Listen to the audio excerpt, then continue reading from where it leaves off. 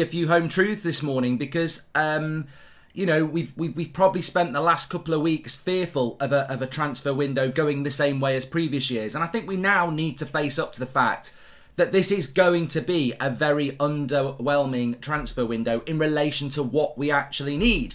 What we actually need is a transfer budget that is better than our rivals, and we're clearly not going to get that. We've got that update for you this morning.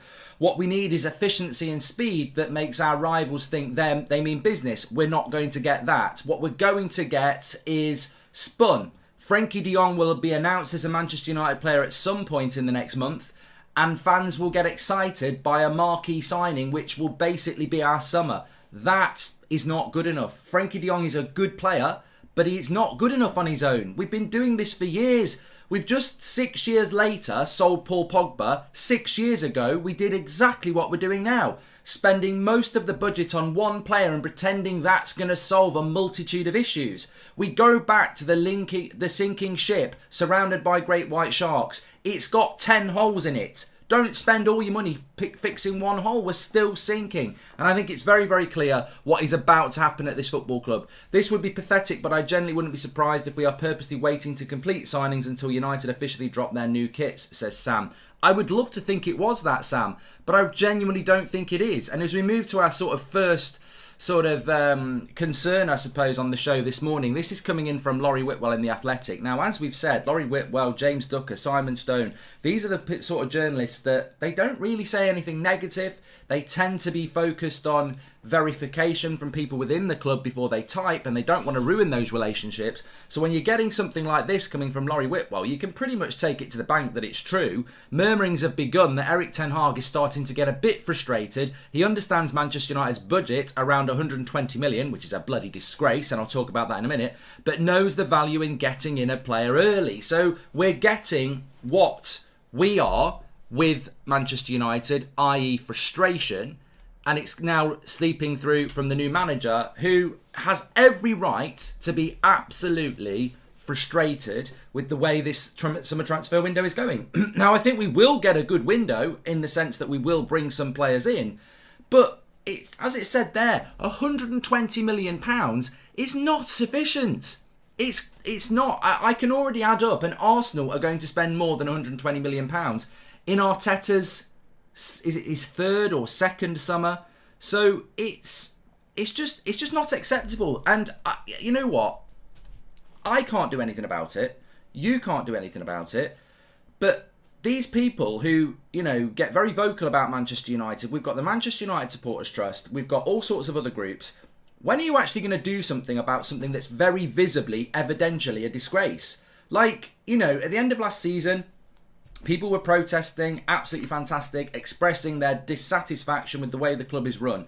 We are now getting evidence, if you ever wanted it, that the Glazers are a disgrace. I'm not talking about John Murtagh or Richard Arnold. I'm talking about the people who run this football club.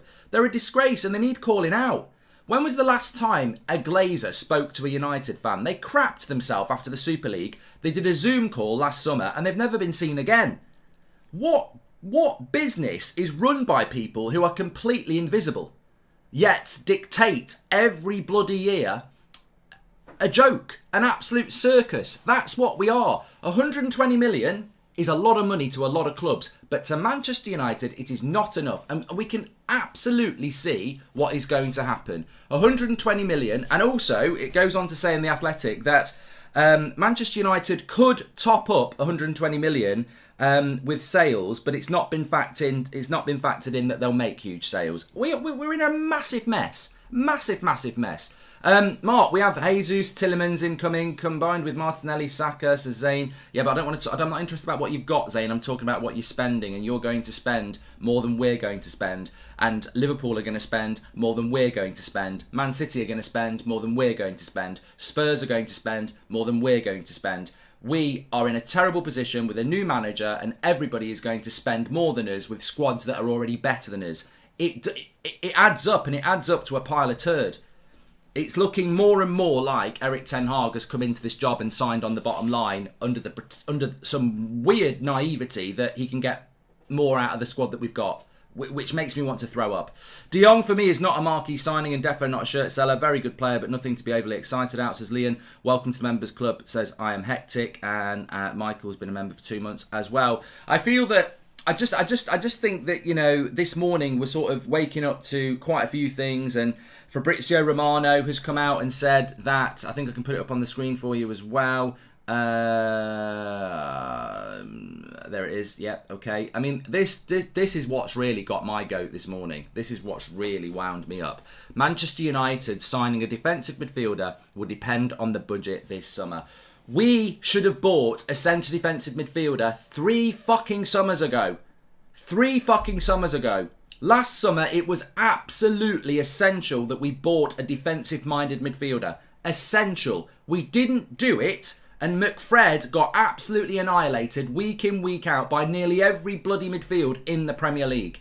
And yet again, in the summer, we're going, we will get a CDM if we can sell somebody. For God's sake, who's running this bloody football club? Have you got a brain? Have you got eyes? Do you watch football, or do you sit there with your head up your arse? What are you doing? We need a defensive-minded midfielder. We don't have one. Most teams have got 2 or 3. We don't have one. Fred's not defensive-minded. McTominay's not defensive-minded. Matic has gone. De Jong is not defensive-minded. Oh, we'll buy... I'll tell you what would be nice. It'd be nice to buy a defensive midfielder, but we'll do that if we've got enough money from sales. Who's running this bloody shit show? I mean, this is nothing to do with Ten Hag. We've needed a centre midfielder, defensive mind. Don't pretend we've got some 16, 17-year-old that's coming through. They're nowhere near coming through, even if we've got one. Garner isn't really defensive-minded. He's a little bit more box-to-box, I feel. And he's never played in the Premier League before. But we're sat there with the most important position again, going, we'll buy one if we sell people, of which you're not selling anybody because nobody wants to buy. But we're sat there. You know what? It's like waking up in the morning and you're dehydrated and going, I tell you what, I think I'll go for a run. Water would be nice at some point in the next month. You're going to die. Like, we need a midfielder that's defensive-minded, and we're sat there going, let's spend it all on De Jong. I mean, look, I'll talk about De Jong in a minute, but it's a shit show. It really is.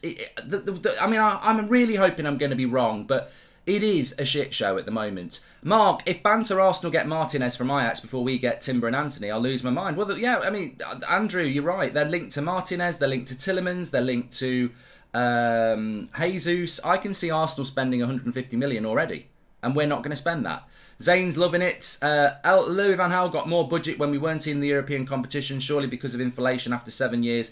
We should have way more budget. It's ludicrous, says Dylan. Hi Mark, starting to worry that Ten Hag was brought in to manage the squad we have with a couple of additions rather than a full rebuild. Any thoughts, says Dasbo.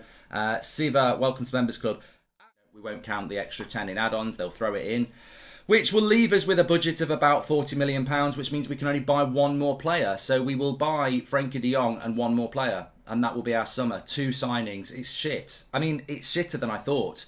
Like, I was thinking we'll probably buy 4 when we need 5 or 6.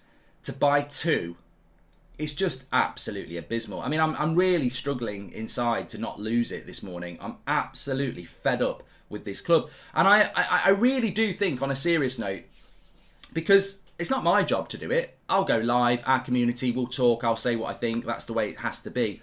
But you know, he's not even a real United fan. He's a Forest fan. He just does it to make money out of the club. You know, all this bollocks. But that's why, you know, let haters hate. There are actually people out there who have organisations who can really, you know, make a difference around this club. Who, instead of going on their holidays and just going, I'm going off Twitter for a bit, I'm fed up. You know, actually do something about what